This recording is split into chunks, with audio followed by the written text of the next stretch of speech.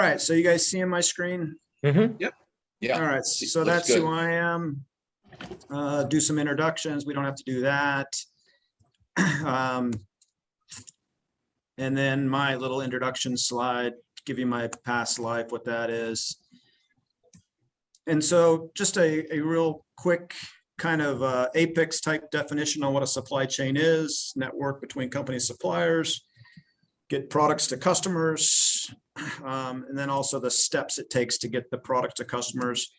And then I talked about what lean is, and so I sort of editorialized a little bit. I copied a little bit from our slide in the white belt class for that second bullet, talking about customer value.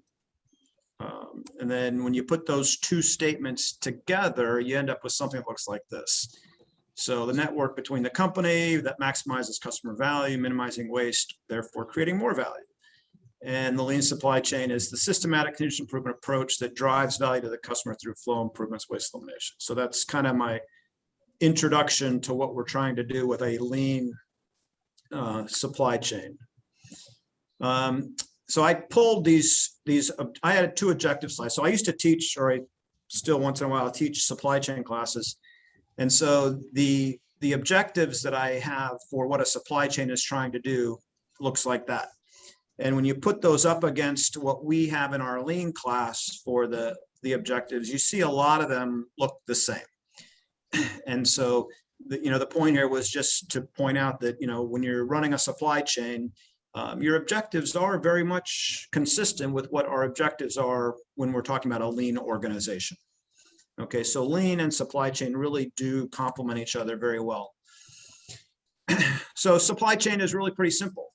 What am I going to sell? What do I have? What do I have to make? And then what does it take to make it? Materials, capacity. And then when I look at that, how much do I have? And what do I have to go get? So these are really just, it's pretty basic questions that we're trying to answer with supply chain. When you do the math, it's really pretty simple. Your production plan equals what you're going to sell plus any change in inventory that you want to affect. My little thing there, it's not rocket science. And, of course, I know what rocket science is because my degree is in aerospace engineering. Of course, I didn't tell you that because I didn't go through my introduction slide, but because my degree is in aerospace engineering, I can tell you that that is a true statement.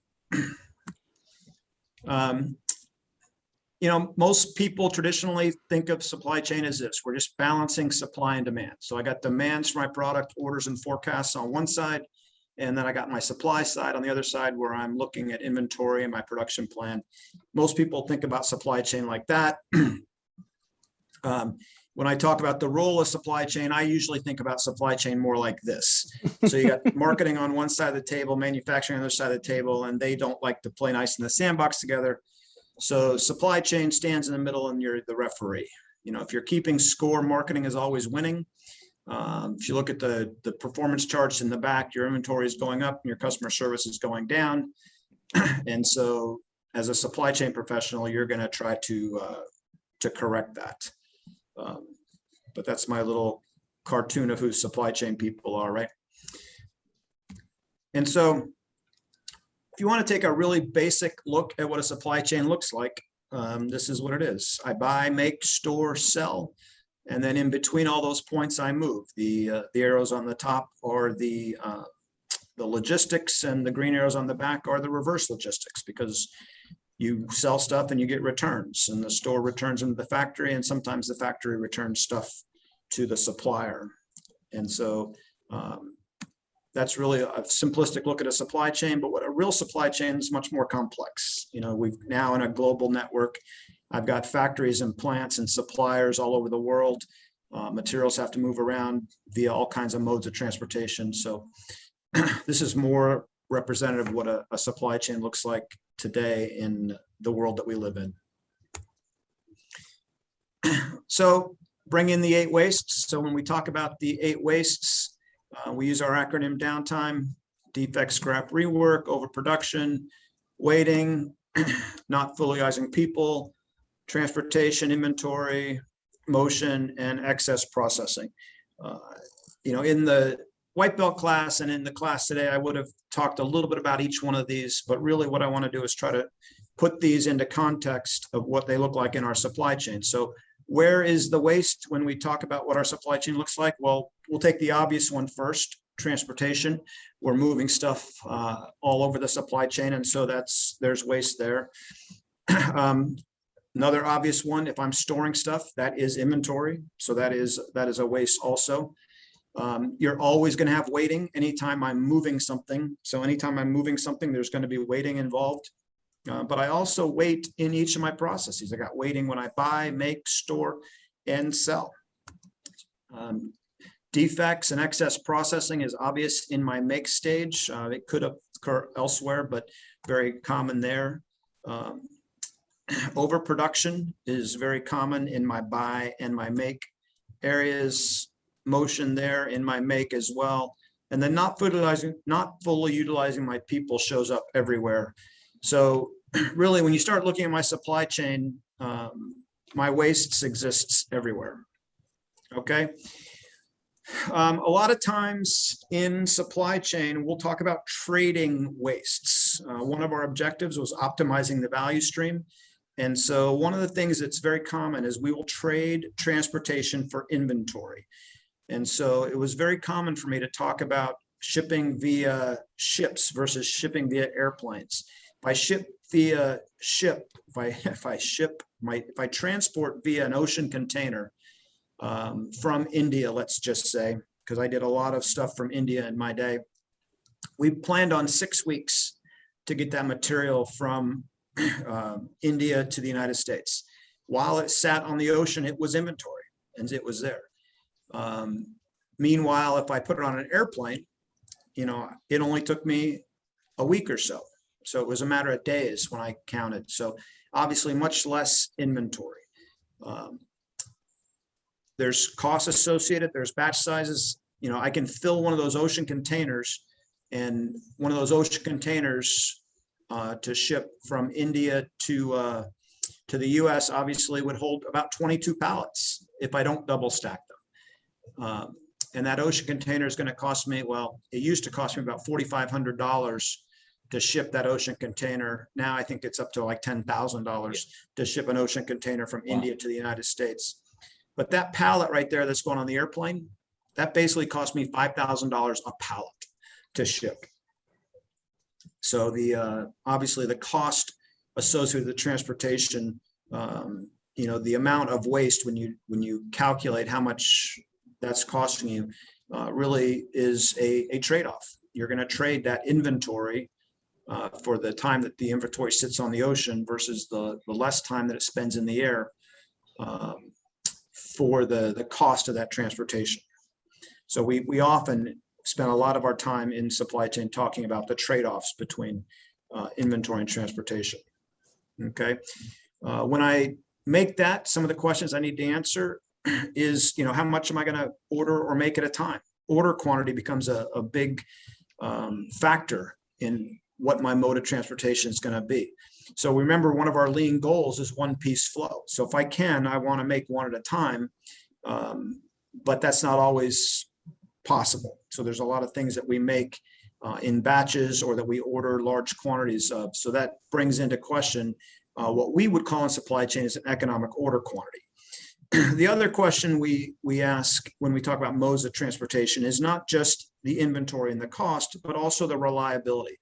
A lot of products need protection. They're temperature sensitive. They're sensitive to the environmental conditions around them. You might think that they're more secure in an airplane, but actually they're not. You ship via air. The cargo holds of an airplane are not temperature controlled, so they get very cold at altitude. It's also very common for those pallets to get set on the tarmac before they get handled and put away.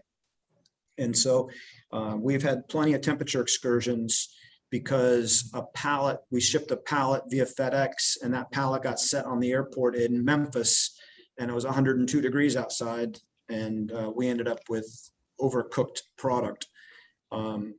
So evaluating the reliability can also be a very important question we ask about modes of transportation.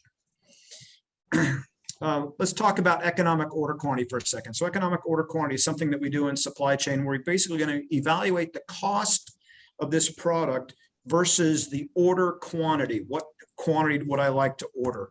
And so the first thing we talk about is the carrying cost. If I order, as my order quantity goes up, I create inventory. That inventory creates carrying costs. And so that means that the cost of that order goes up as I order more. Okay, so the carrying cost of the inventory is one of the factors that we consider in economic order quantity. The other one we talk about is the purchasing cost. So there is a cost associated with the administrative functions of generating the purchase orders, of determining how much to order. I'm going to evaluate my requirements and make that. So I go through this decision making. All that activity goes into a purchasing decision. And so there's administrative costs, there's costs associated with placing the order.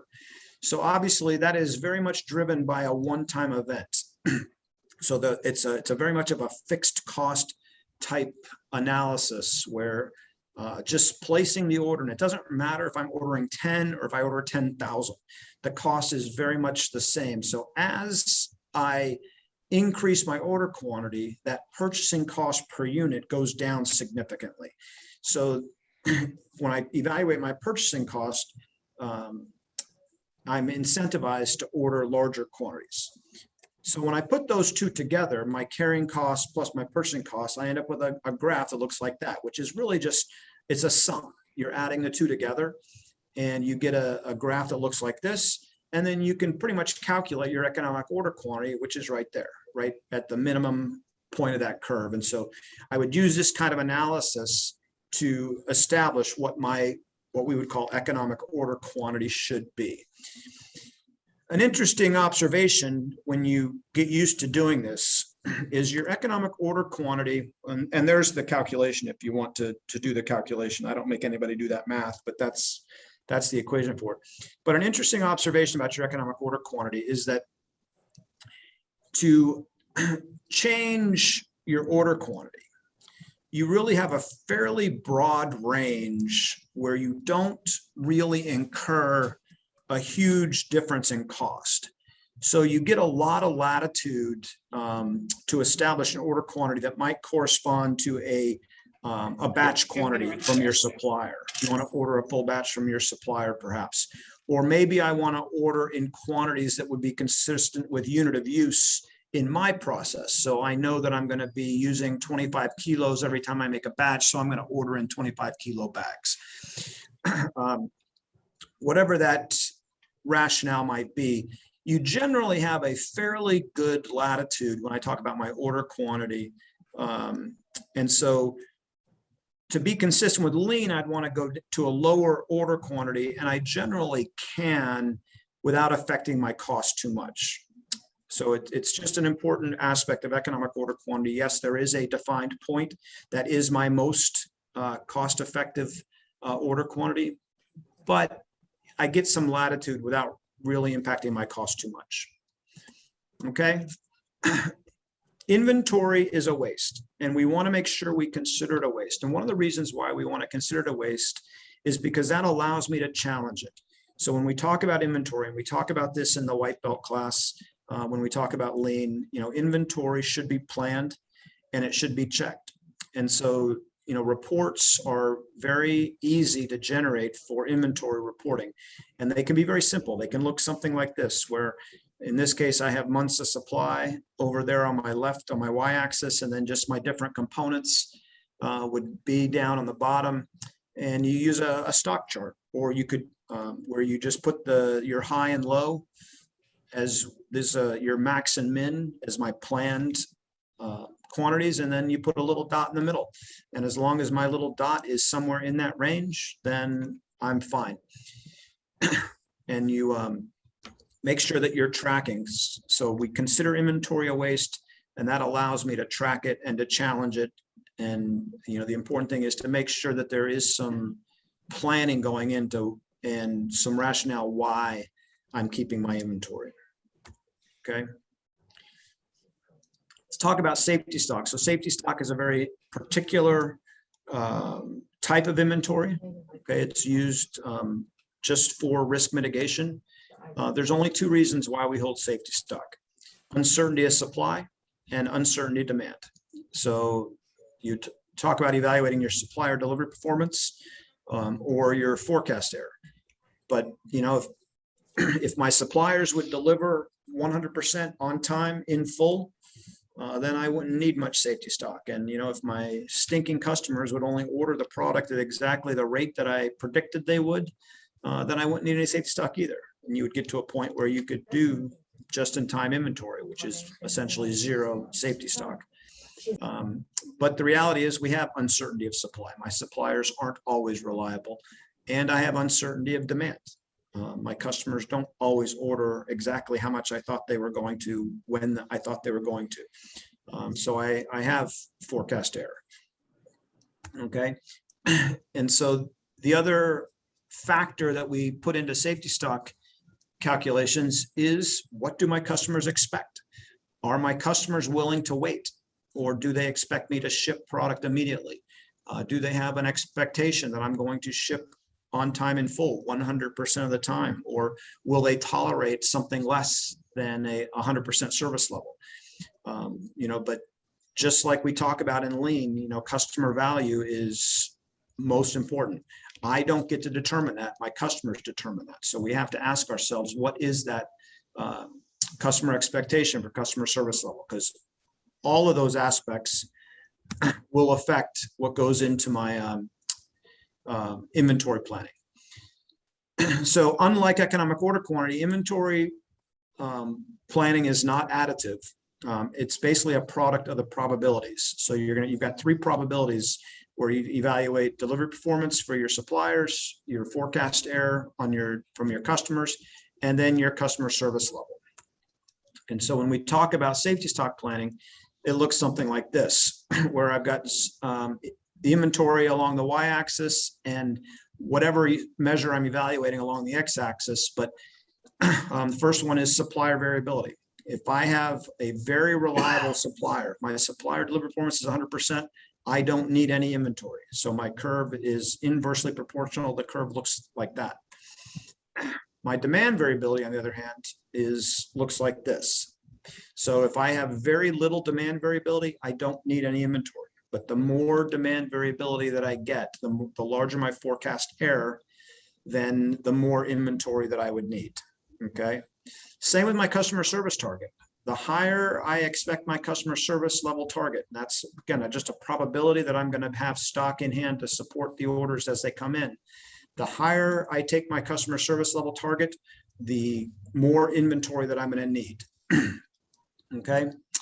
So my required inventory curve looks something like this. And again, this looks like it's additive, but it's really not. Remember, this is a product of the probabilities.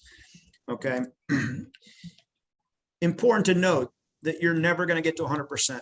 When you do this math, when you start talking about probabilities, even if I'm at a Six Sigma level performance, you're never going to get to a point where I have enough inventory to achieve 100%. Okay, these graphs are hyperbolic, which basically means they will approach 100%, but they will never get to 100%. Okay, and if you try to get there, you're going to take your required inventory to infinity. Okay. So again, when we start talking about a customer service level expectation, how much inventory do I need? So if I want to achieve a 95% or so service level, then that's how much inventory I would need. And we would do this calculation, the same way that we did the economic order quantity calculation. Okay. The opposite observation is true when I start talking about safety stock planning. If I want to make very small improvements in customer service, it's going to necessitate a large investment in inventory. So as opposed to the economic order quantity, where I had a lot of latitude in establishing my order quantities without really affecting my cost too much, when I start talking about safety stock planning, small improvements or expectations in customer service or small changes in delivery performance or forecast error are going to demand significant investments in inventory. It also speaks to the other side of the coin. If I can improve my demand variability, if I can improve my supply variability by small amounts, I can make much bigger changes on my required inventory level. Okay, so that's kind of a very important aspect when we start talking about safety stock planning. And safety stock planning is in a lot of companies, it's a full-time role for supply chain analysts. Okay, and so there's the calculation for safety stock. It's basically a product of the probabilities with forecast error and CSL on the top and your delivery performance as on the bottom. Okay, the one thing that we're not very good at, and I'm guilty of this as much as anybody in my career as a supply chain, we will track all of the those factors that go into safety stock planning. And if I'm doing my job well, I'm going to get better at forecasting. And we can use statistical process control charts to track my my forecast error over time. And as I make improvements, I should be able to go back to this chart and change my safety stock. But there generally is not a lot of appetite for companies to make those kinds of changes.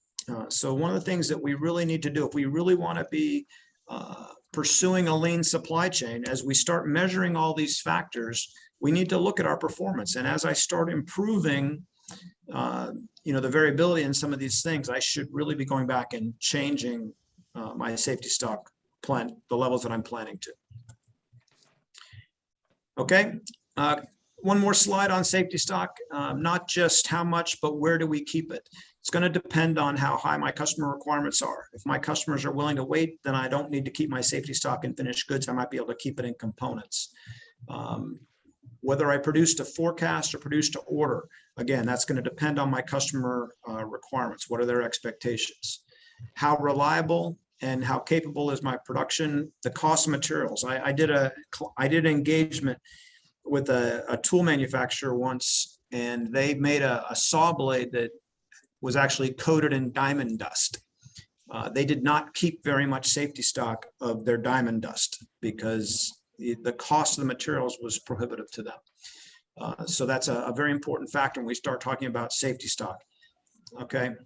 We'll talk about time to recover from a demand spike. Everybody saw what happened to toilet paper when the pandemic hit, right?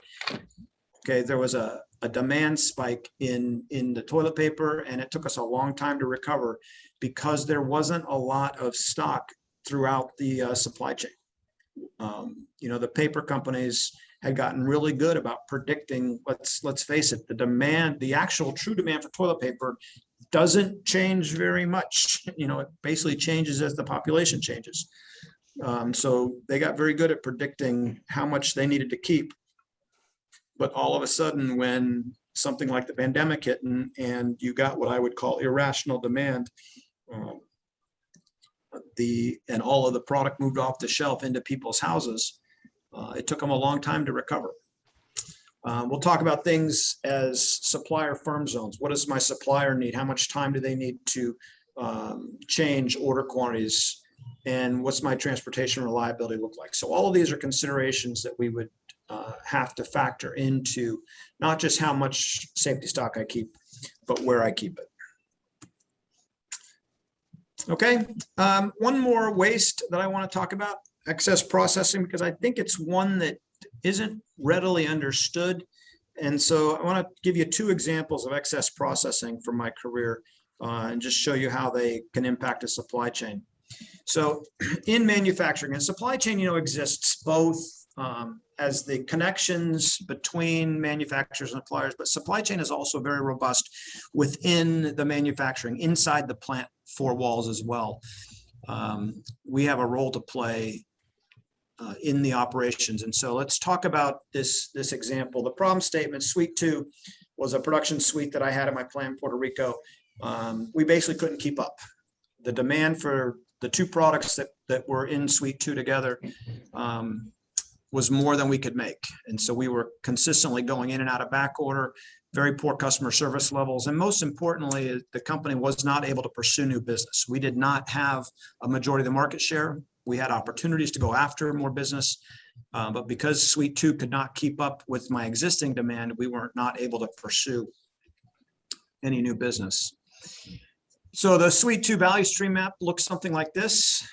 We dispense, then we granulate, dry, blend, and compress. The time, obviously rounded off, but the time for each of those is given there. Some of the activities in each of those steps. Dispensing, we basically check and weigh all the ingredients. Granulation, we add water and then we mix it to a desired consistency. The drying stage, we take the granulation, we spread it out on the drying trays, put it in the oven, and then we dump those drying trays into bins. We empty the bins into the blender, blend it to a desired homogeneity, transfer them into a bin that I can put into the tablet press, and then I go through compression. Okay, so when we took a look at the value stream map, it was pretty obvious. I had 6 days of manufacturing and then a day of cleaning and changeover was what my constraints were on my equipment. And so I basically get 12 batches a week. And that 12 batches a week was, and this is in a 24/7 operation. It was dictated by my drying. Obviously, when we talk about the theory of constraints, that constraint was pretty obvious, that it was the 12 hours that it takes in that drying stage. Okay, and so when the team got together and started evaluating, that's where we focused. We focused all of our effort on the drying. And so a couple of things that we talked about was, could some of those activities be moved around? But the one question that really kind of surprised the team that got asked, and I wish I had asked it because I would have been really smart, but I didn't ask it. But somebody on the team asked, does it really take that long? Does it really take 12 hours to dry? And nobody had a good answer. The answer was, well, the recipe says that's how long we dry it for. And so we made the decision to challenge the drying time. And what we found out was that if we took a sample, it was not 12 hours in the oven, it was really only about 10 hours in the oven. But what we found out was that if we took a sample at about 6 hours, it was never dry at 6 hours, but we could predict with that test result at 6 hours, we could predict very carefully or very closely how much longer I did need. And what we found is that more often than not, it only took about 7.5 or 8 hours and not the full 10. And the concept of excess processing is once it was dry, it was dry. And I couldn't dry it more than dry. And so, by leaving it in the oven, I was not adding any additional value to it. It was a waste. It was excess processing as a waste. And so when what we did is we did identify some activities that we can move around. We took some of those activities from the drying rooms and we moved them both immediately before and after. But the big thing we did was challenge that drying time in the recipe. And what we got to in a 2B situation was, we took the spreading of the wet granulation onto the drying trays. We moved that into the granulation room back a step, and we took the dumping of the trays. We dumped them directly into the blender. We skipped the bins altogether, and we did that in the blending room. So now the only thing going on in the drying room was the drying of the oven. And we took that step down to 8 hours from 12. And so obviously now we were able to get 18 batches because we were able to do 3 a day. So we were able to take that same suite from 12 batches per week up to 18 batches per week, which was a 50% increase, which was pretty much what we needed to give the commercial team what they needed to be able to, one, stay in stock for our current customers, but then also to pursue new business. And so that's just a really good example of where excess processing in real life was a waste that was not even being recognized. And once we found it, we were able to get rid of it and significantly improve our business. Okay. The other example for excess processing actually existed between a supplier and a manufacturer. This was an active ingredient, a chemical plant that was part of our network in Ireland. And they had a supplier for one of their raw chemicals there on the island as well. And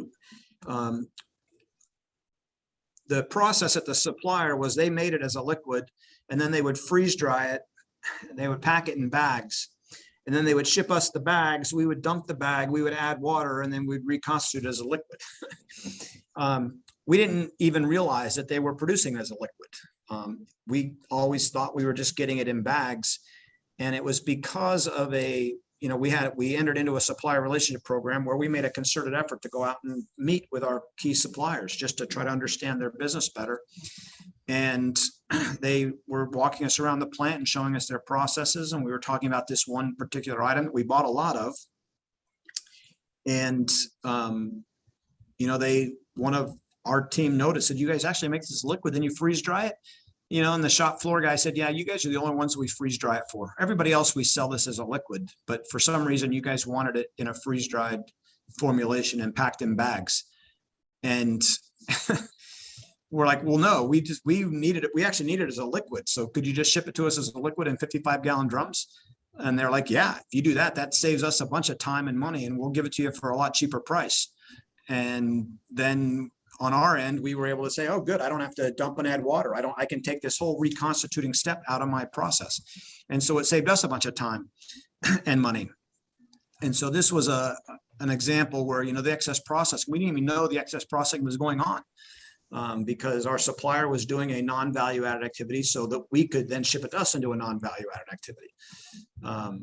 And so it speaks to the role of supply chain to really understand the end-to-end processes. It's not good enough just to understand my own processes. I need to engage with my suppliers and really understand their process as well, because mutually it's very common to be able to find kind of shared, win-win type solutions.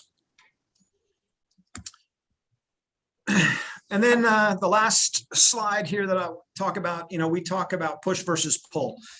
In a lean world, we want to be pulling. We want the customer to be dictating the rate at which we accomplish activities. In supply chain, we'll talk about a demand-driven network. If I want to have a very effective supply chain, then I'm going to let the demand side, which is the pull side of my process, dictate the rate at which I do it. And so you can see here why the pull is a better model. But in supply chain, just like in lean, we always want to design our processes to be responding to a demand-driven network. Let the customers dictate the rate at which the activities, or the customer of the process dictate the rate and the activities that are getting done. Don't let the supply side force stuff on us. Let the customer side pull effectively through the process.